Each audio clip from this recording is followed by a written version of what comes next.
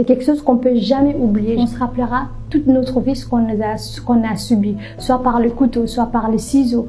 Enfin, j'ai attendu tous les autres hurler, voilà, se débattre. Et puis ensuite, c'était mon tour.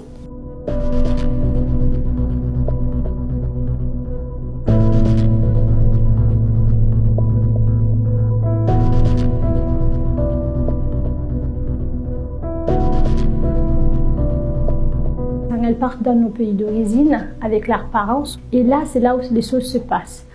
C'est les vacances, mais ça peut être pas que les vacances.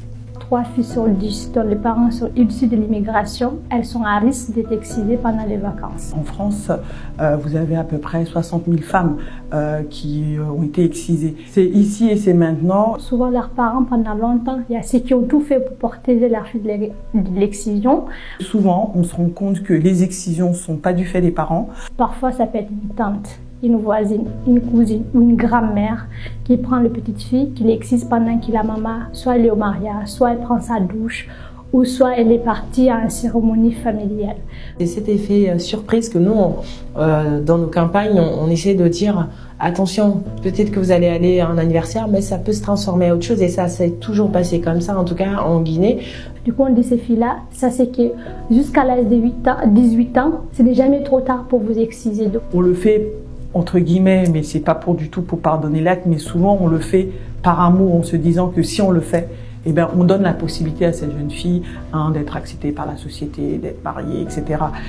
Nous, notre combat aujourd'hui, c'est déjà de leur dire que l'excision n'a aucun bienfait et que par amour, il faut arrêter d'exciser. Ils pensent vouloir bien faire pour eux, il faut conserver à tout prix cette tradition familiale qu'ils ont héritée depuis des générations. Et quand ils reviennent ici, ils risquent la prison. Souvent, dans toutes ces questions de mutilation, ce qui ressort, c'est aussi la pression familiale. Souvent, la famille est contre, mais la pression fait que ils laissent faire.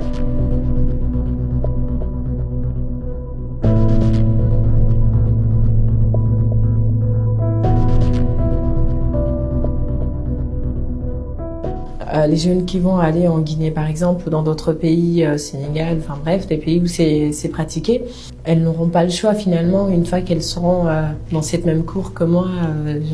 J'ai été quand j'avais 8 ans. J'étais partie pour des vacances chez mes grands-parents. Je m'attendais à ce que ça m'arrive, mais là je me dis de toute façon, je suis à un endroit que je connais pas, je sais que ça va être aujourd'hui, je pourrais rien faire, je peux pas échapper à ça.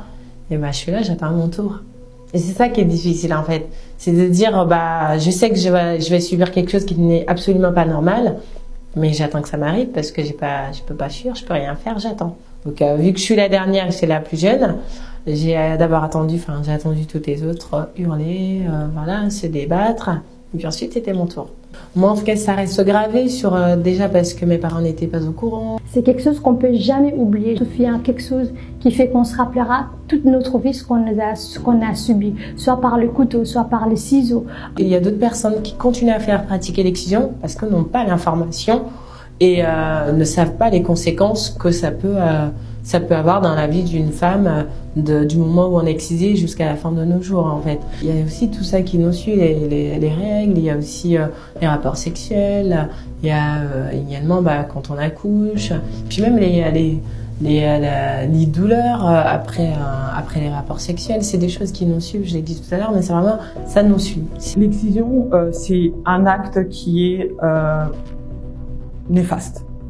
Mais ce n'est pas toute ma personnalité. Je ne suis pas qu'une victime de l'excision. Et je pense qu'il est important de montrer qu'on se relève de ça à un moment donné et que, justement, ça nous a donné une force en nous.